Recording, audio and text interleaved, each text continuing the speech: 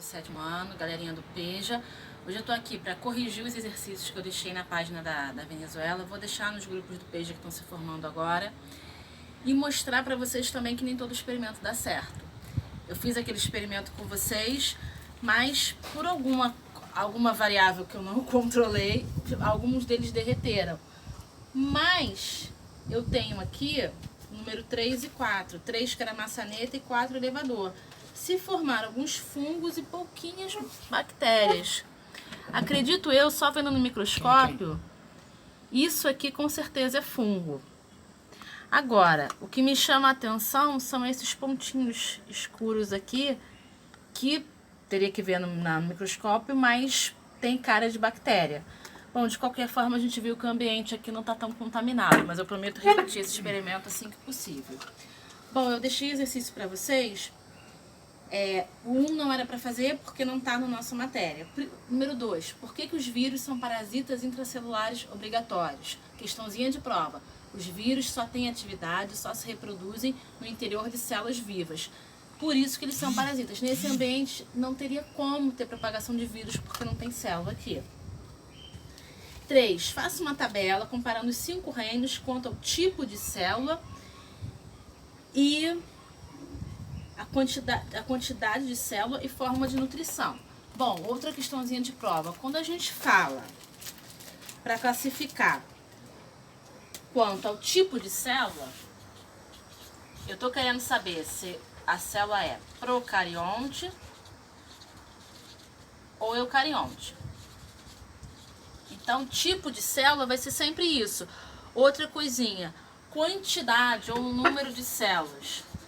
Quantidade é para dizer se é uni ou pluricelular. Se o carinha tem uma célula só ou se ele tem muitas. E nutrição, ele quer saber se é autótrofo ou heterótrofo. Desculpa o quadro meio furreco, meio trash, mas é o que deu pra gente improvisar. Então, isso é uma questão recorrente em provas. Tipo de célula, procarionte sem núcleo, eucarionte com núcleo. Quantidade de células, o carinha tem uma célula só ou tem muitas? Uni ou pluricelular.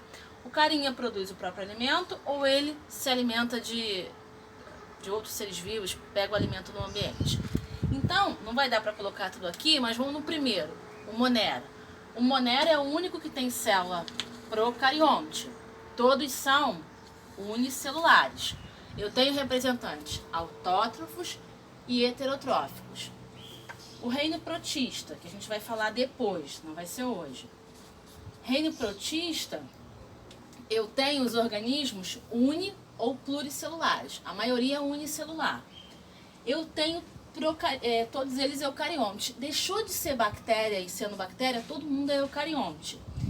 E eu tenho aqui seres autótrofos e heterótrofos. O reino dos fungos, de novo, deixou de ser bactéria, todo mundo é eucarionte, então são eucariontes. Eu tenho fungos uni ou pluricelulares. E todos os fungos são heterotróficos. Todos os fungos pegam alimento no ambiente, a gente vai ver isso hoje. O reino das plantas. Só existe planta pluricelular. Deixou de ser bactéria, é eucarionte. Todas as plantinhas produzem o próprio alimento, fazem fotossíntese, são autotróficas. Bom, nós, o reino dos animais, nós somos eucariontes, nós somos pluricelulares e nós somos seres heterotróficos. Nenhum animal, a gente está falando de ciência, não dá para falar nenhum, mas os animais não têm a característica de produzir o próprio alimento como as plantas. Nós somos heterotróficos. Outra questãozinha, a 4 não era para fazer. Eu gostei muito dessa questão. O paciente chegou ao hospital com sintomas de febre alta e enjoo. Após alguns exames, os médicos receitaram um antibiótico. Após alguns dias de tratamento, o paciente apresentou uma melhora considerável. Pelo texto, você diria que o paciente estava com infecção por vírus ou bactéria? Primeiro, o cara fez exame e receitou antibiótico. Se ele receitou antibiótico, é porque a infecção era por bactéria. Antibiótico não serve para tratar vírus. Quem viu o Jornal Nacional, eu não consigo falar o nome dessa substância de hidroxicloroquina, uma coisa assim, eu não sei, eu embolo. Viu que teve uma reportagem falando que estava misturando a hidroxicloroquina com um antibiótico, que de cabeça eu não lembro qual era agora. Aí na hora da reportagem eu pensei, por que o antibiótico para virose? Mas é porque o vírus abaixa as defesas. Então dá margem para a bactéria entrar. E está tratando o que a gente chama de infecções oportunistas, que vieram porque o organismo estava fraquinho. Não era para tratar o vírus. O antibiótico era para tratar infecções oportunistas. O antibiótico trata somente bactéria e tem que ser receitado por um médico, como estava a questão. Aqui, na questão 6, ele fala do número de mortes e mortalidade infantil, crianças até 5 anos de idade. Aí ele fala um texto imenso e ele fala, de acordo com o texto, quais ações de políticas públicas contribuíram para a redução da mortalidade infantil. Aí diz aqui, foi na década de 40 que começou a queda das taxas de mortalidade infantil, graças à melhoria das condições de vida, aperfeiçoamento das condições sanitárias, higiene no local, a pessoa tem uma rede de esgoto adequada, descoberta de um pesticida também, e ele fala também do aperfeiçoamento de vacinas e outros meios de medicina preventiva. A vacina é preventiva, evita que eu pegue a doença. Aí na B ele pergunta, como o desenvolvimento de vacinas pode contribuir para a redução da taxa de mortalidade? Bom, não vale a pena a gente ficar falando de todas as vacinas aqui, mas acontece que as vacinas previnem algumas doenças que poderiam, principalmente em áreas mais carentes, gerar mortalidade. Um exemplo delas é uma vacina que está até há relativamente pouco tempo na grade, que é a vacina contra rotavírus. O rotavírus, ele é um vírus que ele causa diarreia. Eu já peguei isso. Minha filha já pegou. Mas ela causou uma desidratação até severa, apesar de ser, porque causa diarreia e vômito. Mas isso numa região carente, ela pode levar à morte, porque você não vai ter acesso aos serviços essenciais e uma diarreia, um vômito pode levar à morte. Então a vacina, ela faz com que ela previne doenças e faz com que eu esteja mais protegido contra várias enfermidades. É por isso que elas são tão importantes. Bom, o papo hoje é sobre fungo. A gente corrigiu o exercício e eu vou falar sobre um carinha muito especial chamado fungo. Por que muito especial? Porque também, conforme as bactérias, eles fazem bem e fazem mal. Bom, o fungo ele está em vários ambientes. Eu falo que é uma praga que está em qualquer canto. O fungo ele está causando doença, que são as micoses. O fungo ele está na planta, tem aquele cogumelo, aquele que fica lá na planta se alimentando de parte das plantas. O fungo ele está na nossa alimentação. Eu trouxe aqui um exemplo, o fermento biológico, se eu achar ele por aqui, enfim, ele estava aqui. Mas o fermento biológico, quem tiver em casa, o biológico, ele é um fungo. Se você olhar os ingredientes, está um nome esquisitinho ali, Saccharomyces alguma coisa. Então, ele é um fungo e eu vou mostrar o uso do fermento daqui a pouco. Então, ele é usado para fazer pão. Tá aqui o fermento, não vai dar para enxergar porque mas é aqui, ingredientes, aí tem o nomezinho do fungo. Então, isso aqui é um fungo unicelular. Os fungos unicelulares são chamados de levedura. Fungo pode ser uni ou pluricelular. Poxa, mas é unicelular, mas eu tô vendo fermento. Eu tô vendo porque eu tenho colônias de leveduras aqui, um grupinho muito grande, é por isso que você consegue enxergar.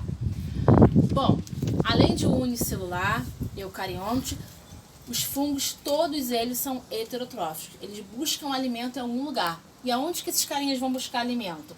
Eles vão buscar na árvore, eles vão buscar no alimento que você deixou fora da geladeira, no arroz, na laranja. Eles vão buscar alimento na sua pele ou na pele do seu bichinho de estimação, causando as micoses. As doenças causadas por fungo a gente chama de forma genérica de micose. Mas antes de falar das doenças, eu queria falar do que os fungos fazem de bom pra gente. Bom, eles atuam juntinho com as bactérias na decomposição da matéria orgânica, contribuindo para a reciclagem dos nutrientes da natureza. Eles atuam como medicamento. Existe um fungo penicillium, que é usado para produzir a penicilina, que é um antibiótico. E esse fungo ele foi descoberto sem querer. O cara fez uma plaquinha como essa que eu fiz e ele percebeu que onde tinha um fungo não nascia bactéria. Então, peraí, se tem um fungo e impede o crescimento da bactéria, alguma coisa está errada. Foi aí que se descobriu a penicilina, que é um antibiótico muito, muito usado. Bom, muito usado em remédios também. Alguns remédios para infecções intestinais são feitos com fungo. E, como eu falei, ele é usado na alimentação, ele é usado como alimento direto. O champignon, que o pessoal coloca muito no estrogonofe, de novo, ele é um fungo pluricelular. Por que eu estou falando pluricelular? Eu estou enxergando o champignon ali, bem grandão. Então, ele é um fungo pluricelular. Na apostila de vocês tem um experimento que eu queria mostrar para vocês, que eu fiz aqui. Não deu para fazer na hora, até porque eu fiz uma gambiarra aqui. A apostila fala para vocês pegarem uma garrafa PET, colocarem água, não tem uma quantidade certa, açúcar e esse fermento biológico. Então você vai colocar isso aqui e vai colocar uma bolinha de encher. O que vai acontecer? O fungo ele vai usar o açúcar como alimento para produzir energia para ele. Nesse processo, que é chamado fermentação, ele libera um gás, que é o gás carbônico. E é esse gás que faz encher a bola. Eu usei uma gambiarra aqui, porque no lugar do açúcar eu usei leite condensado. Não tinha açúcar em casa e a gente está de quarentena, não queria sair para comprar. Mas o leite condensado tem açúcar. De qualquer forma, o fungo se alimentou dele e produziu o gás, que é o gás carbônico. Dá para fazer isso em casa se vocês tiverem, não saiam para nada, estamos de quarentena. Quem tiver por algum acaso isso em casa, dá para fazer, mas não é para ninguém sair. Então eu posso perguntar numa prova, por exemplo, eu adoro fazer isso, o nome do processo, fermentação. Para que serviu o açúcar ou o leite condensado aqui? Para alimentar o fungo. Aí o fungo produziu energia para ele, que é a nossa energia, a energia de qualquer ser vivo vem dos alimentos, e de quebra produziu um gás, que é o gás carbônico, que é esse gás que está aqui. Bom, falando de micoses agora, dos que os fungos fazem de ruim, as doenças são genericamente chamadas de micose. E micose geralmente é uma coisa branda. Aquela infecção da unha é uma coisa branda, mas é uma coisa chata pra caramba de tratar. Então, o fungo é um bicho chato. Ele fica lá, desculpa o termo bicho, tá errado, tá? Mas o praguinha é chato, ele fica lá no ambiente um tempão. Então, aquela micose de unha, você tem que fazer joguinho de paciência para tratar. Micose da pele também, é jogo de paciência. E geralmente os remédios são locais. Evita-se usar remédio via oral, porque muitos remédios via oral para fungo, eles causam lesões no fígado. Agora, uma coisa que a gente não pode esquecer. Fungo precisa de 3 coisas para se multiplicar. Ele precisa de alimento, claro, calor e umidade. Tudo que a gente tem aqui, né? Tudo que a gente tem no Rio de Janeiro. Então é por isso que aquele alimento que tá fora da geladeira, quando você... Legal, ele tá ali, você coloca, deu calor e umidade para ele. Tudo que ele precisa para se multiplicar, ele já estava ali, você só deu condições favoráveis a ele. Outra coisinha, uma doença que acontece, uma micose que é frequente, pé de atleta, o Friera. O fungo tá na sua pele, não tem como. Então você foi, não enxugou entre os dedinhos do pé direito, aí você vestiu a meia e o sapato. Legal, o fungo tá ali. O alimento é o seu pé. Você deu calor e umidade, ele vai se multiplicar e vai causar uma doença. Cabelo comprido também, não seca direito, daqui a pouco tem aquela micosezinha chamada pano branco. Então são alguns cuidados que a gente tem que ter, porque o fungo existe. Existe uma doença que às vezes quando passam na televisão falando sobre candidíase. Candidíase é um fungo também, acomete mulheres principalmente. Então é aquela história de agora a gente não pode ir pra praia. Vai pra praia evitar ficar com o biquíni molhado muito tempo, porque o fungo tá ali e vai causar uma infecção vaginal que não gera grandes problemas, mas é chata de tratar. E acontece muito em bebezinho. De novo a história do calor e umidade. A fraldinha tá ali, calor e umidade, o fungo já tá na pele do neném e ele pode se multiplicar. Por isso que tem que trocar a fralda com frequência. Por causa disso. Eu queria mostrar o meu gato aqui, mas fugiu. Mas é para falar de uma infecção que acomete muito os gatos e que é uma das poucas infecções sérias causadas por fungo, que é a esporotricose. Eu brinco que eu mostro foto de terror, né? Porque a esporotricose ela é feia de ver. E ela acomete os gatos, mas o gato pode passar pra gente. Mas aí tem gente que fala, tem que matar esses gatos todos. E o gato ele não é o vilão da história, porque o gato fica doente também. Só que o gato tem mania de arranhar as coisas. Então se ele arranha uma roseira, por exemplo, o fungo que estava na patinha dele vai para a roseira. Às vezes você nem teve contato com gato nenhum, mas você se feriu naquela roseira e o fungo que estava ali vai para a sua pele. E é uma doença séria, primeiro que pode levar à morte do bichinho. Nos humanos é difícil levar complicações tão sérias, não vai matar ninguém de esporotricose. Mas ela causa umas feridas que ficam bolinhas, em carreirinha, difíceis de cicatrizar. E a gente está falando tanto de epidemia, pandemia, o Rio de Janeiro vive uma epidemia de esporotricose. O que eu posso fazer? O meu gato já pegou essa doença quando ele vivia em casa. Aqui no apartamento ele não tem como pegar. Ele tem que pegar de outro gato.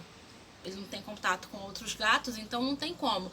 Você que tem gato em casa, o que você tem que fazer? A primeira coisa é castrar o seu bichinho. Por quê? Se o gato brigar pela fêmea, a chance dele se machucar e pegar a doença de outro gato é maior. Eu sei que é difícil, meu gato já viveu em casa, mas quanto menos ele sair, melhor. Porque dentro da sua casa ele está protegido contra essa doença e ele pode passar para você. Então, de novo, não é para sair exterminando o gato por aí. O gato é tão vítima quanto a gente dessa doença. E o gato ele pode ficar bem mal, mas a doença tem cura. Com paciência, amor e carinho, a doença tem cura. Gente, é isso que eu queria falar sobre fungo. Eu vou passar exercício para vocês de novo na página da Venezuela. Galerinha do P, já vou tentar deixar nos grupos.